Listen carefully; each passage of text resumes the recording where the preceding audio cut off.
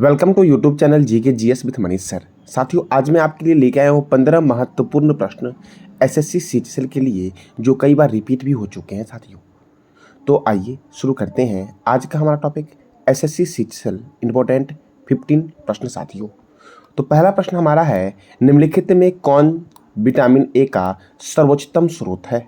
तो गाजर vitamin A का सर्वोच्चतम स्रोत है। अब साथियों, विटामिन ए की कमी से कौन कौन सा रोग होता है और कुछ विटामिनों के महत्वपूर्ण नाम हैं उसको देखते हैं। तो विटामिन ए का रासायनिक नाम क्या है? रेटिनॉल।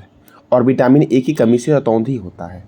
विटामिन बी1 का रासायनिक नाम है साथियों थायमीन और इससे बेरी बेरी होता है साथियों। विटामिन बी12 का नाम क्या है? तो राइबोफ्लेविन और इस विटामिन की कमी से त्वचा का फटना और आंखों का लाल होना होता है। विटामिन बी3 का नाम क्या है? तो निकोटिनेमाइड या नियासिन। क्या नाम है? निकोटिनेमाइड या नियासिन इस विटामिन बी3 का नाम है और इससे पेलेग्रा रोग होता है अर्थात त्वचा दाद होता है या 4D सिंड्रोम रोग जो होता है वो बी3 की कमी से होता है। कई बार पूछा गया है बेरी बेरी साथियों किस विटामिन की कमी से होता है? विटामिन 1 की कमी से। त्वचा का फटना किस विटामिन की कमी से होता है? विटामिन बी2 की कमी से। और पेलेग्रा रोग या 4D सिंड्रोम रोग विटामिन बी3 की कमी से होता है या इसका नाम पूछ लेगा किस विटामिन की कमी से होता है, क्या बोलोगे? तो नियासिन की कमी से होता है साथियों। अब देखो, विटामिन बी5 का नाम क्या है? पैंथोनिक अम्ल साथियों। इससे बाल का सफ़ेद होना और मंद बुद्धि होना होता है। साथियों, बेरी बेरी किस विटामिन की कमी से होता है? बताना है कमेंट बॉक्स में आपको, मैंने भी तुरंत बताया है आपको। साथियों, विटामिन बी6 का नाम क्या है? तो पैरिडॉक्सिन नाम है। इससे एनीमिया या त्वचा रोग होता है। क्या होता है? एनीमिया या त्वचा रोग होता है। तो आपसे पूछेगा एनीमिया रोग किस विटामिन की कमी से होता है, तो क्या बोलोगे? विटामिन बी6 की कमी से।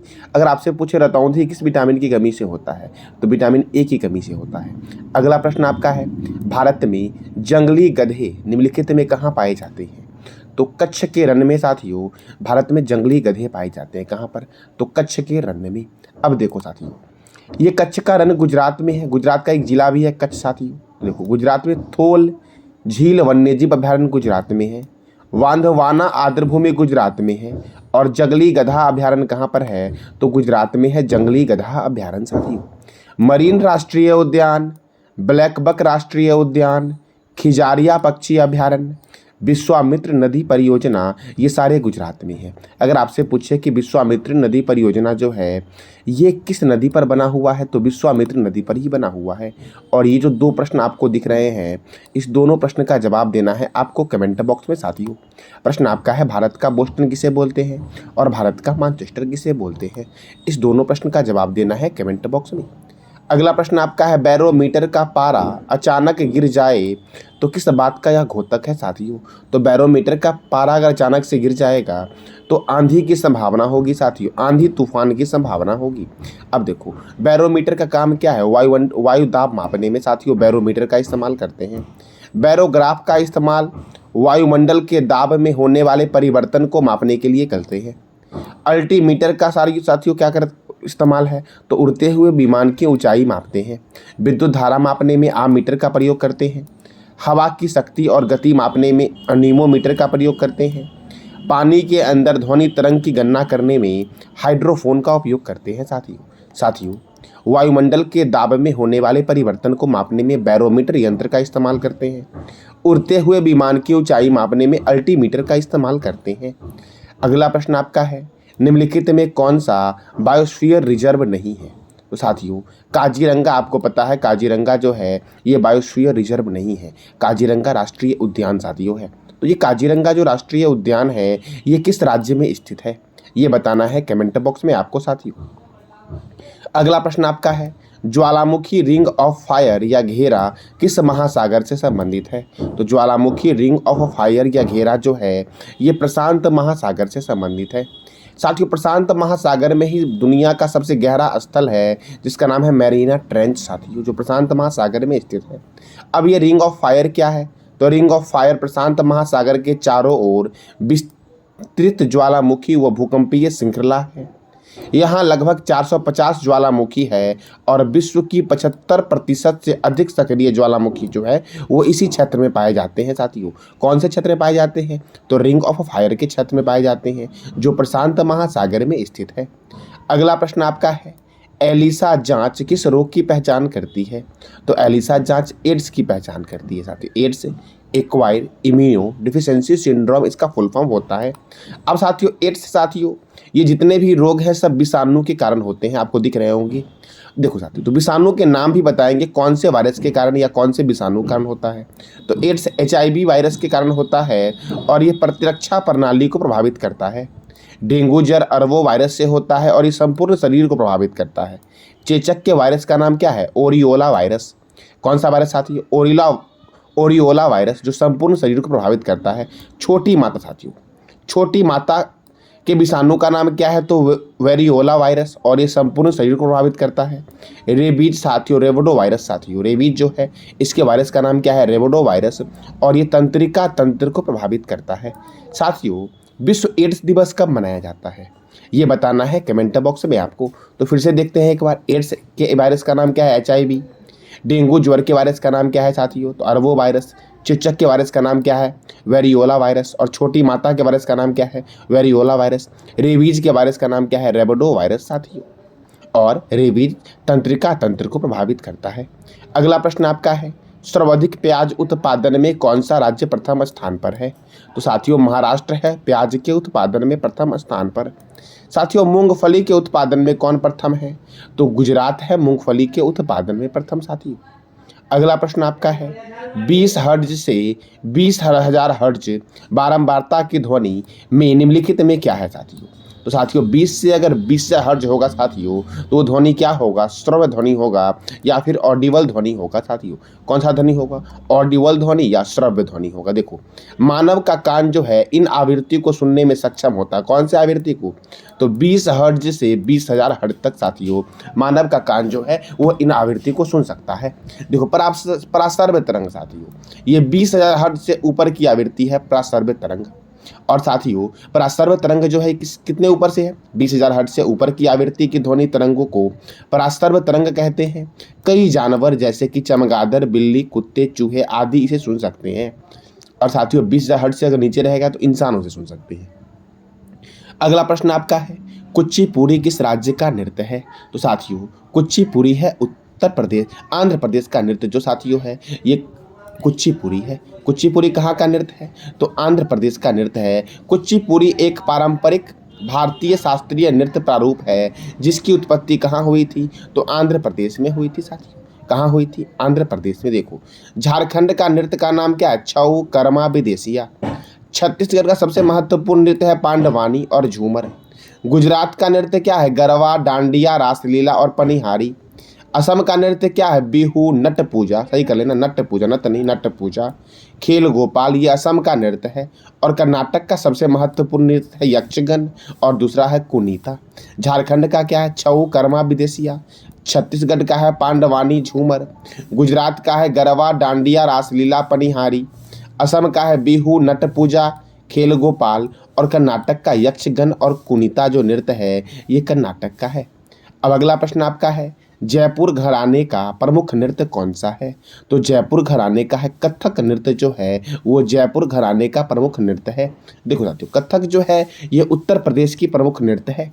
देखो कथक, तो कथक नृत्य से संबंधित कुछ व्यक्ति हैं जैसे कि उस व्यक्ति का नाम है बलतोल नारायण मेनन, उदय शंकर, कृष्ण नायर, शांताराव, मृणालिनी साराभाई। कौन? तो मृणालिनी साराभाई। आनंद शिवरामन का संबंध किस नृत्य से है? तो कथक से है। ओडिसी से है संयुक्त पनिग्रही, सोनल मानसिंह, किरण सहगल, माधवी मुदगल, रानी कर्ण, कालीचरण पटनायक, इंद्रानी रहमान, शेरोन लोवेन और मृता वारावी जो है इनका संबंध, ये सब इतने ही व्यक्ति हैं इनका संबंध है ओडिसी नृत्य से। कथक नृत्य से कौन संबंधित है? तो बीजू महाराज, लच्छू महाराज, सुखदेव महाराज, सितारा देवी, गोपी कृष्ण, शोभना नारायण, मालविका सरकार, चंद्रलेखा, विंदादीन महाराज, अच्छन महाराज, नारायण प्रसाद का संबंध किस नृत्य से है? तो कथक से है। एक बार फिर से रिपीट करते हैं, बिरजू महाराज, लच्छू महाराज, सुखदेव महाराज, सितारा देवी, गोपी कृष्ण, शोभना नारायण, मालविका सरकार, चंद्रलेखा। कौन? तो चंद्रलेखा, विंदा दीन महाराज, अच्छन महाराज और नारायण प्रसाद का संबंध किससे है? तो कत्थक से है। साथियों, भरतनाट्यम यामिनी कृष्णमूर्ति, सोनल मानसिंह, रुक्मणी देवी, अरुणडेल टी बाल सरस्वती पदमा सुब्रमण्यम, पूरा एक नाम साथियों, टी बाल सरस्वती पदमा सुब्रमण्यम, एस के सरोज, राम गोपाल, लीला सैमसन, मृणालिनी साराभाई, बैजंती माला बाली, मालविका सरकार और प्रियदर्शनी गोविंद का संबंध किससे है? तो भरतनाट्यम से है साथियों जो भी बच्चे एसएससी का एग्जाम साथियों देंगे उसके लिए साथियों कला और संस्कृति जो है वो बहुत ही बड़ा महत्वपूर्ण टॉपिक है। तो सारे साथियों ये याद कर लेना आप लोग। अगला प्रश्न आपका है, भारत के संविधान के अनुच्छेद 80 के अनुसार राज्यसभा के सदस्यों की कुल संख्या कितनी से अधिक नहीं हो सकती है? तो साथियों अनुच्छेद 80 के अनुसार 250 से अधिक नहीं हो सकती है राज्यसभा सीटों की संख्या। किससे? तो 250 से। साथियों देखो, संविधान के अनुच्छेद 80 में राज्यसभा के सदस्यों की अधिकतम संख्या 250 निर्धारित करता है। राज्यसभा की 250 सीटों में 12 सदस्य राष्ट्रपति द्वारा मनोनीत होते हैं और 238 सदस्य राज्यों और केंद्र शासित प्रदेशों के प्रतिनिधि होते हैं। कहाँ के? तो राज्यों और केंद्र शासित प्रदेशों के प्रतिनिधि होते हैं। 2 केंद्र शासित प्रदेश के साथियों प्रतिनिधि होते हैं। कौन कौन से 2 हो जाएंगे? तो एक दिल्ली हो जाएगा, दूसरा का नाम आपको बताना है कमेंट बॉक्स में। राज्यसभा की वर्तमान सदस्य संख्या 245 है, जिसमें से 233 राज्यों और दिल्ली और पुडुचेरी केंद्र शासित प्रदेश के प्रतिनिधि हैं और 12 राष्ट्रपति द्वारा नामित किया गया है। साथियों, राष्ट्रपति द्वारा मनोनीत सदस्य साहित्य, विज्ञान, कला, समाज सेवा जैसे मामलों के संबंध में विशेष ज्ञान या व्यवहारिक अनुभव करने वाले व्यक्ति होते हैं। यानी कि राष्ट्रपति जो 12 लोगों को मनोनीत करते हैं वो सब कला, साहित्य इत्यादि के क्षेत्र में अनुभवी होंगे, उन्हीं को राष्ट्रपति मनोनीत करते हैं। अगला प्रश्न आपका है, वित्त आयोग का गठन राष्ट्रपति के द्वारा किस अनुच्छेद के तहत किया जाता है? तो वित्त आयोग का गठन किया जाता है अनुच्छेद 280 के तहत। कौन से अनुच्छेद के तहत? तो अनुच्छेद 280 के तहत। देखो, वित्त आयोग का कार्यकाल 5 वर्षों का होता है। 14वें वित्त आयोग की अध्यक्षता की थी वाई.वी. रेड्डी ने। 15वें वित्त आयोग के अध्यक्ष कौन है? तो नंदन किशोर सिंह, एन.के. सिंह, इन्हीं को बोला गया है। नंदन किशोर सिंह को ही एन.के. सिंह बोला गया है। साथियों वित्त आयोग के अध्यक्ष कौन मैंने बोला? तो नंदन किशोर सिंह, एन.के. सिंह। भारत में वित्त आयोग की स्थापना 1951 में हुई थी और प्रथम वित्त आयोग के अध्यक्ष कौन थे? तो के.सी. नियोगी थे। साथियों कौन थे? के.सी. नियोगी। अगला प्रश्न आपका है, भारतीय संविधान के किस अनुच्छेद के तहत संसद संविधान संशोधन कर सकती है? तो 368 के तहत साथियों संविधान संशोधन का वर्णन किया गया है। देखो, संविधान संशोधन दक्षिण अफ्रीका से लिया गया है और संविधान संशोधन का वर्णन भारतीय संविधान के भाग 20 में है। साथियों भाग 15 और 17 में क्या है? इसका जवाब देना है कमेंट बॉक्स में आपको। ट्रेकोमा नामक बीमारी शरीर के किस अंग को प्रभावित करता है? तो आंखों को। साथियों किसको? आंखों को। साथियों मैंने भी बहुत सारे रोग बताए जो संपूर्ण शरीर को प्रभावित करता है, जैसे कि साथियों कौन सा हो जाएगा? चेचक हो जाएगा, छोटी माता हो जाएगा। साथियों ये सब संपूर्ण शरीर को प्रभावित करता है।